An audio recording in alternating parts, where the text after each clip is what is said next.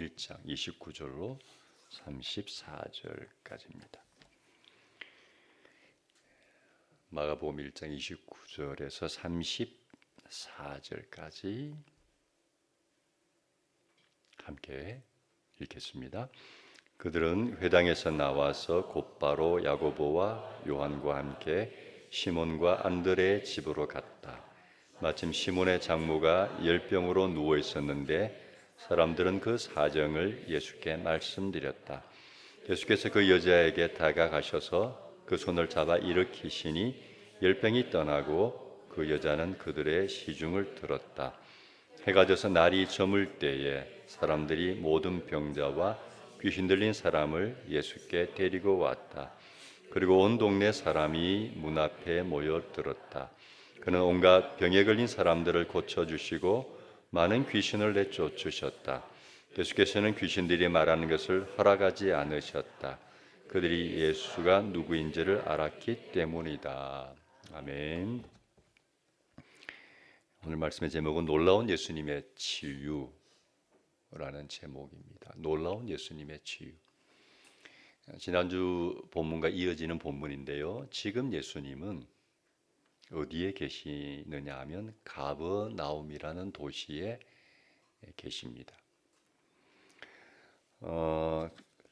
이 가버나움이란 곳에는 베드로의 집이 있었어요.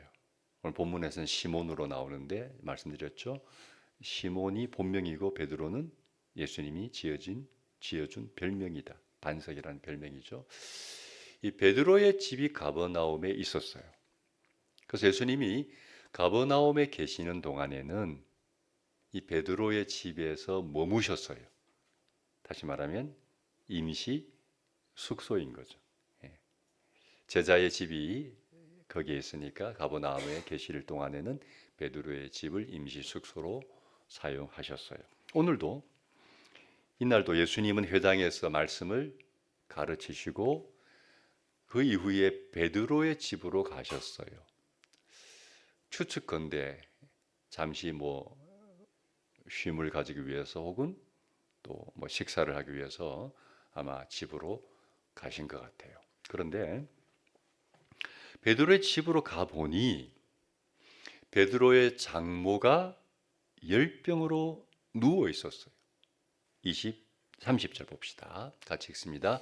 마침 시몬의 장모가 열병으로 누워 있었는데 사람들은 그 사정을 예수께 말씀드렸다. 누가 등장하죠? 시몬의 장로가 등장하죠.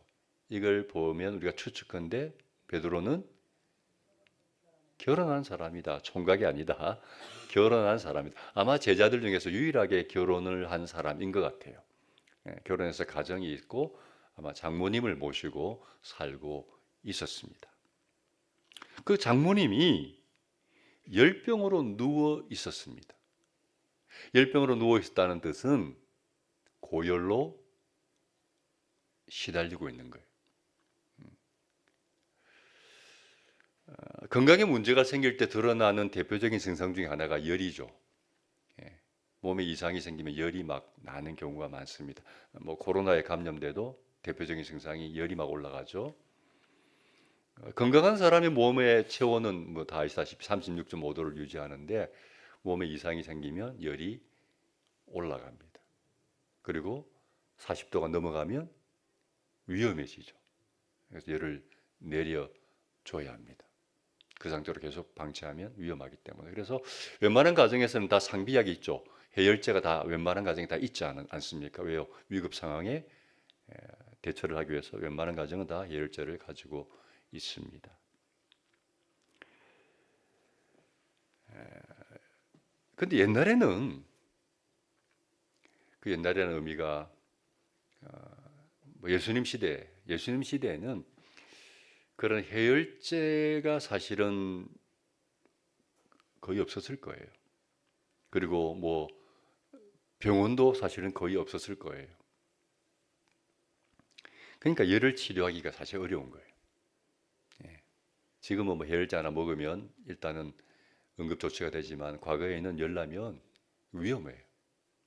제가 어릴 때만 해도 조금 옛날, 제가 어릴 때만 해도 제 기억이 그래요. 감기에 걸리면 보통 열이 나잖아요. 근데 제가 어릴 때 기억으로는 감기에 걸려서 뭐 약을 먹었거나 병원에 간 기억이 없어요. 그때는 그랬던 것 같아요. 그래서 제가 어릴 때 감기에 걸리면 부모님, 어머니가 해주신 처방이 뭡니까? 어머님들이 콩나물국을 끓여주시는데 고춧가루를 듬뿍 넣어가지고 매운 콩나물국을 끓여주세요. 요거 먹고 두꺼운 이불 뒤집어 쓰고 땀 뻘뻘 흘려라. 그러면 낫는다. 이게 처방이에요. 그래서 감기에 걸려서 열이 나면 일단 매운 고춧가루를 넣은 국을 먹고 한여름에도 두꺼운 이불을 뒤집어 쓰고 이제 그냥 누워 있는 거예요. 땀을 막 흘리면서 며칠씩 끙끙 앓으면서 그럼 또 살아나 병이 나. 그게 우리 어릴 때의 처방이었어요. 그러니까 그때만 해도 이런 약도 없었고 주변에 뭐 약을 살 만한 데도 별로 없었고 병원도 별로 없었고 또 먹고 살기 어려워서 병원에 가는 것 자체가 힘들었던 시대예요. 그런 걸 생각하면 가만히 생각해 보면 내가 이렇게 살아 있는 게 이게 참 은혜구나. 제가 어릴 때 시골에서 참 살았거든요. 기억나는 게 겨울에 이제 얼음이 오니까 친구들하고 논에 이제 얼음에서 막 썰매 타고 놀다가 어떻게 떨어져 가지고 여기 이마가 이렇게 깨졌어요. 근데 병원이 없어. 그 마을에 의사가 한 분 계시는데 면허 의사, 돌팔이 의사가 있는데 그분이 어떻게 저를 치료한 줄 아세요? 바늘로 그냥 여기를 꼬맨 거예요. 그리고 된장 바르고. 그게 전부예요. 여기서 흉터가 이렇게 있어요. 지금도. 예. 그 시대는 그랬다고요. 근데 예수님 시대에 무슨 해열제가 있고 무슨 병원이 있었겠어요? 열나면 그냥 아무것도 못하고 누워 있는 거예요, 그냥. 그러니까 베드로의 장모도 고열 때문에 계속 누워 있는 거죠. 여러분 가정에 이렇게 아픈 사람이 있으면 온 가족이 다 근심입니다. 특별히 베드로의 장모처럼 연로하신 부모님이 아프면 정말 자식들은 마음이 많이 쓰여요. 여러분 인간을 괴롭히는 가장 어려운 문제 중 하나가 질병인 것 같아요. 늘 건강하면 얼마나 좋겠습니까? 네, 정말 건강한 게 복인 것 같아요. 건강한 건 정말 복이에요. 근데 문제는 우리 인간은 늘 건강할 수 없다는 거예요. 사람은요, 늘 건강할 수 없어요. 누구든지 아파요. 누구든지 병에 걸려요. 근데 이 병이란 게 예고 없이 찾아오는 경우가 많아요. 불청객이야. 나에게 이런 병이 생기리라고는 생각해 본 적이 없는데 갑자기 어느 날 불쑥 나에게 병이 생겨요. 나이 든 사람에게만 생기는 게 아닙니다. 예, 젊은 사람들, 어린 사람들, 건강한 사람들에게도 병이 불쑥 생겨요. 예고 없이 찾아와요. 일단 병에 걸리면 우리의 삶의 질이 확 떨어집니다. 감기만 걸려도 집중이 안 되고 몸이 힘들고 무기력해지잖아요. 감기만 걸려도 의욕이 안 생기고. 근데 큰 병이 생기면 삶의 질이 확 떨어질 뿐만 아니라 사는 것 자체가 고통이 되는 거죠. 이 질병이라는 게 우리 삶에 정말 난관이고 장애물인 것 같아요. 아무리 똑똑해도 잘나도 성공해도 돈 많이 벌어도요 건강 잃으면 아무 소용없어요. 건강 잃으면 다 잃는 거예요. 제일 안타까운 케이스가 뭐냐? 젊었을 때 잘 살아보려고 그렇게 잠 안 자고 몸부림치면서 돈 벌었는데 이제 살만해졌는데 덜컥 몹쓸병에 걸리는 케이스들도 꽤 많아요. 절망하고 아파하고 안타까운 경우죠. 여러분 인간이 강한 것 같아도 약한 것 같아요. 우리를 힘들게 하는 문제들이 얼마나 많습니까? 우리는 그래요. 말 한마디에도 상처받아가지고 끙끙 앓아요. 무슨 놈이 이렇게 말했지. 곱씹게 되고 괜히 잠 안 오고 관계가 틀어지면 참 회복이 어렵고 예. 늘 먹고 사는 문제로 고민해야 되고 건강 문제, 자녀 문제, 부모님 문제, 어떤 미래의 문제 늘 걱정 속에서 살아갑니다.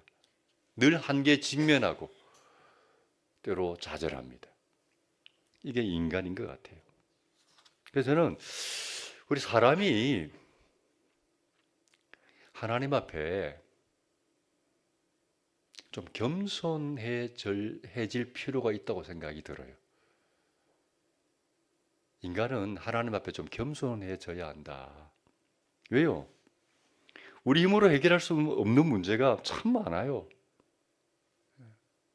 우리 한계를 느끼는 부분이 참 많아요. 그래서 그런 부분 때문에 막 고민하고 아파하지 말고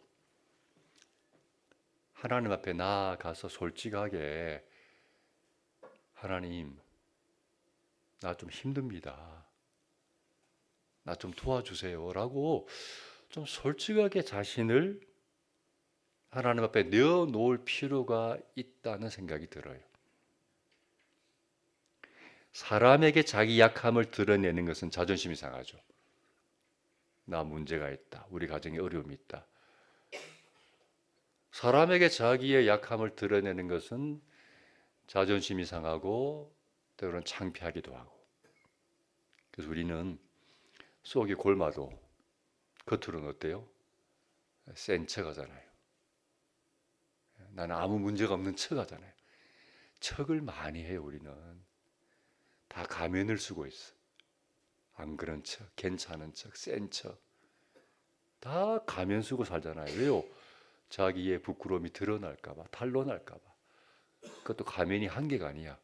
여러 개 세트야. 여기서는 이런 가면, 저기서는 저런 가면 숨기고 살잖아요.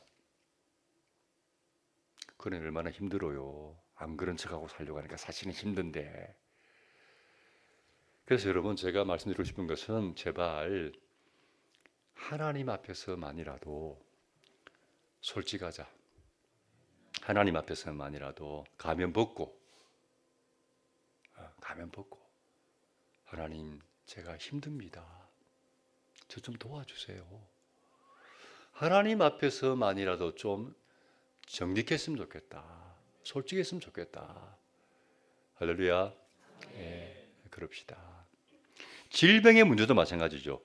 우리 힘으로 극복이 안 되는 병이 얼마나 많아요.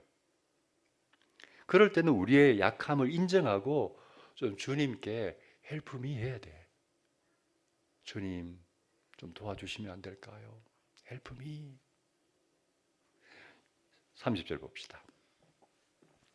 같이 읽습니다.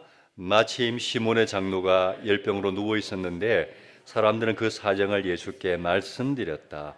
사정을 예수께 말씀드렸대요. 주님, 어르신께서 지금 고열로 힘들어하고 계십니다. 이게 잘 안 낫네요, 주님. 주님이 좀 도와주시면 안 될까요? 사정을 주님께 이야기했어요. 그 상황을, 그 사정을 이야기했어요. 여러분, 내 상황과 사정을 주님께 이야기하는 게 뭐예요? 두 글자로. 다 아시네요. 기도잖아요. 내 사정을 주님께 아뢰는 게 기도거든요. 기도한 거예요. 또 기도해야 되죠. 빌립보서 4장 6절 7절 말씀 봅시다. 같이 읽겠습니다. 아무것도 염려하지 말고 오직 기도와 간구로 하고 여러분이 바라는 것을 감사하는 마음으로 하나님께 아뢰십시오. 그리하면 사람의 헤아림을 뛰어넘는 하나님의 평화가 여러분의 마음과 생각을 그리스도 예수 안에서 지켜줄 것입니다. 이런 구절은 외우는 게 좋죠. 너무 귀한 말씀이잖아요. 아무것도 염려하지 말고 모든 일을 기도와 간구로 하고 여러분이 바라는 것을 감사하는 마음으로 하나님께 아뢰라. 요약하면 걱정하지 말고 염려하지 말고 당신의 사정을 주님께 좀 아뢰라, 이야기해라는 거예요. 걱정을 중단하고 그 걱정을 뭘로 바꾸어서 기도로 바꾸어서 간구로 바꾸어서 하나님, 이런 어려움이 있습니다. 상황이 지금 힘듭니다. 하나님께 아뢰라고 말합니다. 그리하면 사람의 헤아림을 뛰어넘는 하나님의 평화가 여러분의 마음과 생각을 그리스도 예수 안에서 지켜줄 것이다. 기도하면, 하나님 앞에 사정을 아뢰면 뭐가 우리에게 찾아와요? 평화가, 평안이, 피스가. 이게 기도 효과예요. 기도하면 일단 좋은 게 있어요. 그게 뭐냐? 일단 하나님 앞에 내 염려와 근심을 내어놓으면 마음이 어때요? 안정되고 평안해집니다. 그게 기도 효과예요. 일단 기도하면, 사정을 아뢰면 마음이 주님 주시는 어떤 그 안심이라 그럴까요? 평안이 밀려와요. 그러면서 또 어느 정도 위로가 되고 확신이 되고, 하나님, 주님이 사람의 헤아림을 뛰어넘는, 같이 사는 부부도 서로 속마음 다 모를 때가 있고요, 이해해 주지 못할 때가 있고요, 아무리 절친도 내 사정을 깊이 헤아리지 못할 경우가 있는데, 하나님은 인간의 모든 헤아림을 뛰어넘는, 우리 주님, 그래, 주님 다 알고 계시지. 주님이 알고 계시지. 주님이 도와주시겠지. 기도하면 그런 마음이 들면서 마음이 평안해져요. 그래서 참 기도가 좋은 것 같아요. 그래서 기도가 저는 좋아요. 우리 저녁에 밤마다 기도회 하지 않습니까? 목사인 저도 기도회 올 때 마음이 무거운 채 오는 경우가 상당히 많습니다. 목사님이 그러시면 됩니까? 아닙니다. 저도 인간이기 때문에 무거운 짐이 많고요, 교회 생각하고 여러 가지 생각하면 마음이 힘들 때가 참 많아요. 교회 올 때 대부분 그런 마음으로 와요. 근데 감사한 것은 그런 마음을, 또 그런 상황을 하나님 앞에 기도하잖아요. 그러면 나갈 때는 어떤지 아세요? 대부분 마음이 평안해져요. 홀가분하게 나갈 수 있어요. 때로는 막 희망이 생기고 용기가 생기고 막 기쁨이 생기고 막 솟구치고 너무 그냥 막 업돼가지고 희열을 느끼면서 나갈 때도 많아요. 그럴 땐 신이 나죠. 그러니까 그게 기도 효과인 것 같아요. 하나님께 내 사정을 아뢰면, 내어놓으면 일단 마음의 평안이 막 밀려오고, 조금 더 깊이 기도하면 막 기쁨이 생기고 소망이 생기고 희망이 솟구치고 어둠이 물러가고. 그게 기도잖아요. 여러분, 어려움이 있습니까? 여러분의 사정을 주님께 아뢰시기를 바랍니다. 마음이 평안해질 거예요. 그리고 주님이 도와주실 거예요. 좋은 일이 있을 줄로 믿습니다. 왜요? 그분이 우리의 기도를 들으시는, 그분이 우리를 사랑하는 분이시고 우리를 도와주기를 진정으로 원하는 좋으신 분이시잖아요. 그래서 제일 먼저 그분께 여러분의 사정을 아뢰시기를 바랍니다. 아뢰었더니 어떤 일이 벌어집니까? 31절 봅시다. 같이 읽습니다. 예수께서 그 여자에게 다가가셔서 그 손을 잡아 일으키시니 열병이 떠나고 그 여자는 그들의 시중을 들었다. 주님이 그 여인에게 다가가셔서 그 손을 잡아 일으키시니 열병이 떠났습니다. 질병이 바로 치유가 되었습니다. 저는 이 말씀을 보면서 느낀 것이 있어요. 한 가지. 우리에게 어려운 것이 주님에게는 쉽다. 우리는 어려운 일이에요. 병이 안 나와서 본인도 고민하고 가족들도 고민하고 걱정하고 끙끙 앓고 있는데 주님은 단번에 그 병을 치유해 주셨어요. 우리에게 어려운 문제가 주님에게는 어려운 문제가 아니죠. 왜요? 그분이 하나님이시니까. 하나님에게 어려운 문제가 뭐 있겠어요? 우리는 뭐 하나 쉬운 게 없죠. 다 잘 될 것 같고 쉽게 될 것 같은데 현실은 그렇게 안 될 때가 비일비재합니다. 이건 분명히 될 줄로 알았는데, 별 어렵지 않을 것 같았는데 현실은 그렇지 않은 경우가 너무 많아요. 뭐 하나 쉬운 게 없어. 뭐 직장 생활도, 사랑도, 결혼도, 자녀 교육도, 사업도, 건강 문제도, 인간관계도 뭐 하나 쉬운 게 없어요. 이게 인간이죠. 그래서 우리가 좀 겸손해져야 한다는 거예요. 좀 겸손하자. 겸손하다는 의미는요, 하나님을 의지하라는 뜻입니다. 예. 겸손하다는 의미는 하나님 의지하는 거예요. 주님에게 아쉬운 이야기 좀 하라는 거예요. 자존심 센 사람들은요, 아쉬운 이야기 안 합니다. 절대 고개 숙이지 않습니다. 사람에게는 그렇게 하세요. 근데 하나님에게는 괜찮아요. 좀 약한 척 하세요. 고개도 숙이시고 아쉬운 소리도 하시고. 베드로전서 5장 7절 봅시다. 같이 읽습니다. 여러분의 걱정을 모두 하나님께 맡기십시오. 하나님께서는 여러분을 돌보고 계십니다. 걱정을 하나님께 맡기라 그랬어요. 내 어려운 문제를 맡길 수 있는 대상이나 단체가 있으면 좋잖아요. 고민 해결. 이분께 맡기면 해결된다. 이 단체에게 의뢰하면 해결된다. 맡길 수 있는 곳이 있으면 좋잖아요. 맡겨야 맡아주시죠. 기증품은 주인에게 맡기라. 안 그러면 분실의 책임을 지지 않는다. 목욕탕에 다 써 있잖아요. 맡기면 책임져 주는 거죠. 하나님께 걱정을 맡기라 그랬어요. 왜? 우리를 돌보고 계시기 때문이죠. 여러분 좀 맡깁시다. 혼자 떠안고 있지 말고 좀 맡기세요. 맡기는 게 뭐예요? 그냥 하나님 기도하는 거예요. 주님 좀 도와주세요. 이런 염려가 있습니다. 고민이 있습니다. 한번 맡겨보시라고요. 그러면 좋은 일이 생길 줄로 믿습니다. 본문을 보면 예수님의 치유가 베드로의 장모에 국한되지 않아요. 32절 33절 같이 읽습니다. 시작. 해가 져서 날이 저물 때에 사람들이 모든 병자와 귀신 들린 사람을 예수께로 데리고 왔다. 그리고 온 동네 사람이 문 앞에 모여들었다.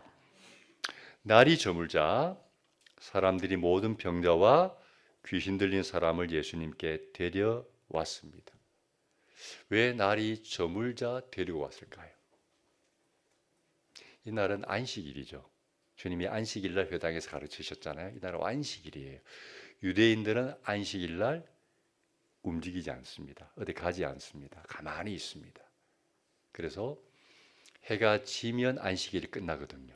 그래서 해가 지고 안식일이 끝나니까 이제 이동 가능하다 해서 예수님께 찾아온 거예요. 왜? 이미 예수님의 소문이 났거든요. 모든 병자와 귀신 들린 사람들이라고 했어요. 병자들은 육체적인 질병을 가진 사람들을 의미하고 귀신 들린 사람은 일종의 정신질환을 가진 사람들이라고 볼 수 있겠습니다. 엄밀하게 말하면 정신질환하고 좀 구분이 되지만 일단 그렇게 편의상 구분해 보겠습니다. 몸과 마음에 병이 있는 사람들이 예수님을 찾아왔어요. 33절에 보니까 뭐라고 그랬습니까? 온 동네 사람이 문 앞에 모여들었다. 누구 집 문이죠? 베드로의 집 문 앞에 온 동네 사람들이 모여들었습니다. 그만큼 많은 사람들이, 많은 병자들이 모여든 거죠. 34절을 봅시다. 그는 온갖 병에 걸린 사람을 고쳐주시고 많은 귀신을 내쫓으셨다. 온갖 종류의 병을 다 고쳐주셨어요. 귀신도 내쫓으셨어요. 온갖 종류의 질병입니다.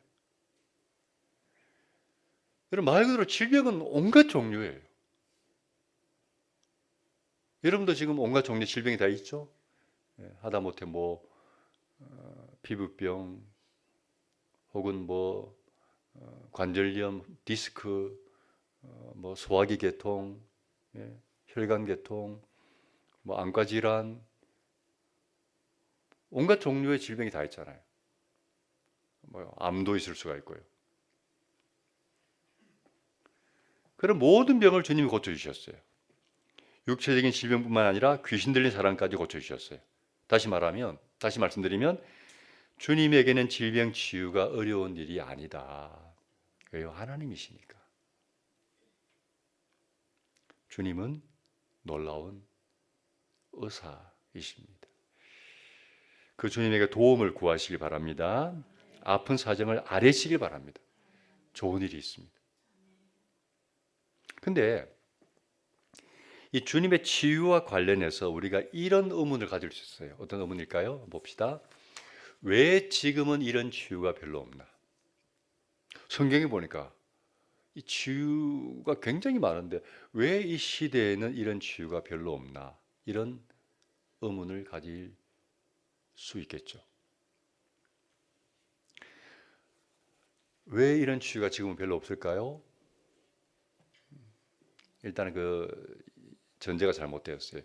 지금도 이런 치유가 여전히 계속되고 있습니다. 다만 내가 경험하지 못하고 있는 것이고 내 주변에서 그런 케이스를 별로 못 보는 거죠. 그죠? 그런데 선교사님들의 보고를 들어보면 선교 현장에는 특별히 굉장히 가난하고 어려운 그런 지역에서 사역하시는 선교사님들의 보고를 들어보면 그런 선교 현장에 이런 질병의 놀라운 가벼운 어떤 치유가 아니라 정말 놀라운 치유의 기적들이 지금도 계속해서 일어나고 있습니다. 지금도 계속해서. 근데 왜 우리는 그런 치유를 별로 경험하고 있지 못할까? 두 가지 이유를 생각해 봤습니다. 첫 번째, 정말 간절하게 기도했는가 하는 문제예요. 정말 간절하게 기도했는가? 여러분, 병이 낫고 싶습니까? 다 건강한 모양이네. 정말 아픈 사람도 힘들잖아요. 그 병 하나가 나를 얼마나 힘들게 하는지 몰라요. 그래서 이 병에서 빨리 벗어나고 싶은 욕구들이 얼마나 많이 있습니까? 근데 제가 궁금한 게 그거예요. 정말 간절하게 기도하십니까? 정말 간절하게 기도하십니까? 그 문제를 놓고. 제가 보기에, 목사인 제가 보기에는 저를 비롯해서 이 시대를 살아가는 우리들의 신앙에 뭐가 없을까요? 간절함이 별로 없어요. 간절함이 별로 없어요. 본인은 간절하게 한다고 생각할지 모르지만 제가 생각할 때 나도 그렇고 간절함이 별로 없어요. 근데 정말 제3세계의 최빈국에 사는 분들은 길이 없잖아요. 소망이 없잖아요. 무슨 병원이 있습니까? 약이 있습니까? 그런 국가에서는요, 우리나라에서는 그냥 뭐 해열제 하나, 아스피린 하나 이런 걸로 해결될 수 있는 병인데도 그게 없어서 죽거든요. 아마 얼마나 간절하게 기도하겠어요. 그래서 정말 우리에게는 간절함이 있는가? 성경을 한번 봅시다. 히스기야 이야기를 우리 잘 아는데 한번 봅시다. 20장 1절로 3절까지. 같이 한번 읽겠습니다. 그 무렵에 히스기야가 병이 들어 거의 죽게 되었는데 아모스의 아들 이사야 예언자가 그에게 와서 말하였다. 주님께서 이렇게 말씀하십니다. 내가 죽게 되었으니 내 집안의 모든 일을 정리하여라. 내가 다시 회복하지 못할 것이다. 이 말을 듣고서 히스기야는 그의 얼굴을 벽 쪽으로 돌리고 주님께 기도하여 아뢰었다. 주님, 주님께 빕니다. 제가 주님 앞에서 진실하게 살아온 것과 온전한 마음으로 순종한 것과 주님께서 보시기에 선한 일을 한 것을 기억해 주십시오. 이렇게 기도하고 나서 히스기야는 한참 동안 흐느껴 울었다. 아멘. 히스기야는 왕입니다, 여러분. 왕입니다. 그런데 병에서 회복하지 못할 것이다. 다시 말하면 너 죽는다. 라는 이야기를 들었을 때 히스기야의 반응이 뭡니까? 얼굴을 벽 쪽으로 돌려서 기도하고 한참 동안 흐느껴 울었습니다. 왕입니다, 여러분. 여러분이 내가 이제 드디어 시한부 판정을 받았습니다. 몇 달 못 산다. 시한부 판정을 받았습니다. 근데 나는 왕입니다.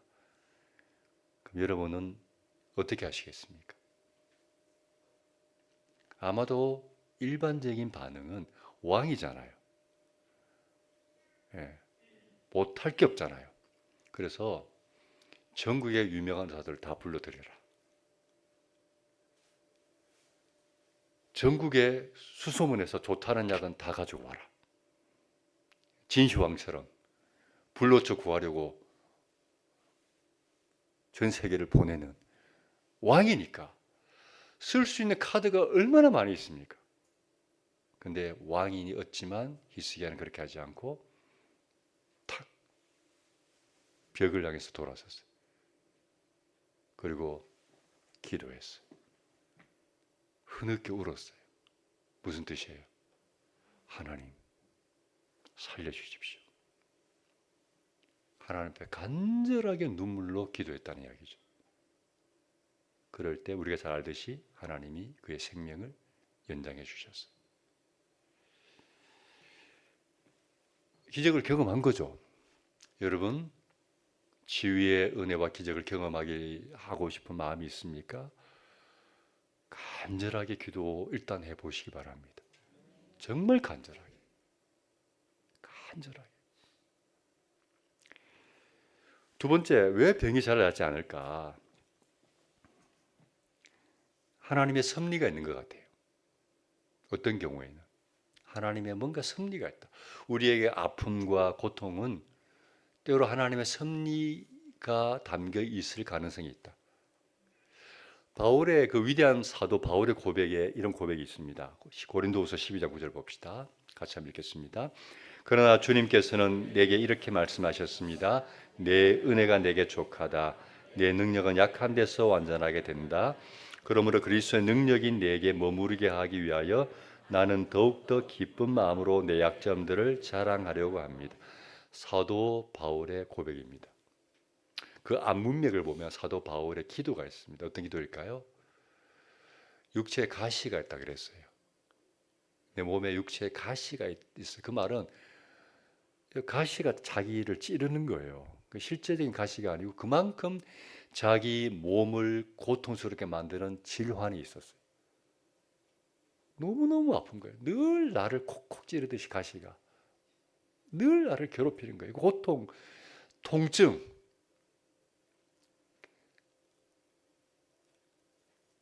그래서 사람이 통증이 있으면 힘들거든요. 저도 최근에 나이가 들어서 그런가 이 손가락 관절이 아프기 시작했어요.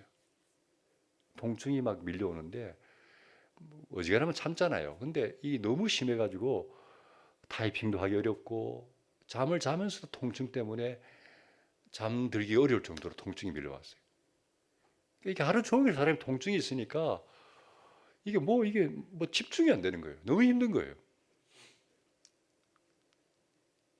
그래서 결국은 참다가 병원에 가서 약 처방 병원에 갔더니 선생님이 염증 때문에 그렇습니다. 약을 좀 드시면 좋아질 겁니다. 아멘. 약을 복용했더니 금방 좋아졌어요. 그래서 통증이 있으면 드시고 없으면 안 드셔도 됩니다. 그래서 약 복용 좀 하니까 괜찮아서 지금 약 안 먹고 있어요. 괜찮아요 지금. 걱정하지 마세요. 아주 살만합니다. 근데 그게 통증이 계속 나를 괴롭히면 얼마나 힘든지 몰라요. 바울에게 육체에 가시가 있었어요. 그래서 기도합니다. 하나님 너무 힘듭니다. 이게 신경 쓰여서 내가 주의 일을 하기 어렵습니다. 고쳐주세요. 하나님이 안 고쳐줘요. 또 기도했어요. 또 기도했어요. 얼마나 아팠으면 이 바울이 3번이나 기도했겠어요. 근데 하나님이 안 고쳐주시고 이렇게 말씀하신 거예요. 9절. 주님께서 내게 이렇게 말씀하셨습니다. 주님의 은혜가 내게 족하다. 주님의 능력은 약한 데서 완전하게 된다. 그러므로 그리스도의 능력이 내게 머무르게 하기 위하여 나는 더욱더 기쁜 마음으로 내 약점들을 자랑하려고 합니다. 그 고백을 한 거예요.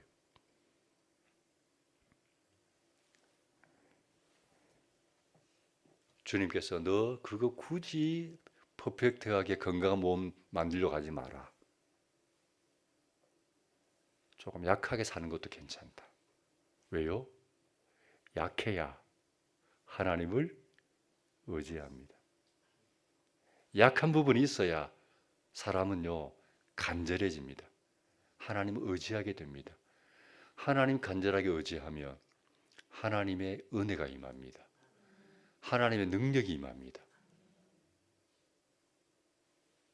그래서 하나님의 큰 일을 할 수 있습니다.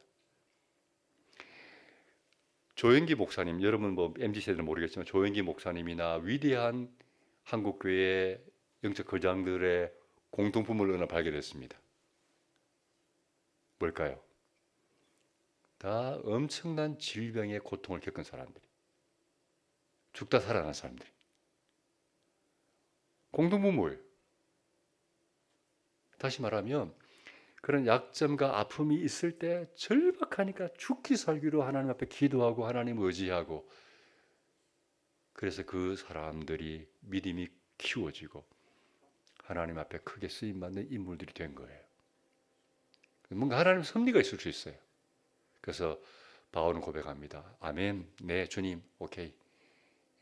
그래서 자기의 약점들을 자랑한다는 거예요. 나 이런 약점이 있습니다. 나 이런 부족함이 있습니다. 몸에 문제가 있습니다. 그렇지만 나는 더 하나님을 의지할 수밖에 없는 존재입니다. 도력을 자랑한다는 거예요. 그래서 그런지 바울은 위대한 하나님의 사람이 되고 바울보다 더 위대하게 하나님의 일을 한 사람이 없지 않습니까? 뭔가 하나님의 섭리가 있을 수 있어요. 말씀을 정리합니다. 여러분, 지금도 하나님의 치유가 분명히 있습니다. 병을 치료하는 기적이 분명히 있습니다. 제가 간증을 하려다가 안 했습니다. 다음에 기회가 되면 저희 그런 은혜를 한번 간증을 하려고 합니다. 분명히 하나님의 치유 역사가 지금도 분명히 있습니다. 기대하시고 기도하셔도 됩니다. 간절하게. 혹시 병이 낫지 않습니까, 여러분? 그러면 뭔가 하나님의 뜻이 있구나 하는 생각을 하셔도 괜찮아요. 더 겸손하시고 더 간절하게 주님을 의지하시길 바랍니다. 또 하나님 은혜 주실 거예요. 그런 믿음으로 살아가는 우리 크리스찬들이 되길 바랍니다. 아멘. 찬양 하나 합시다.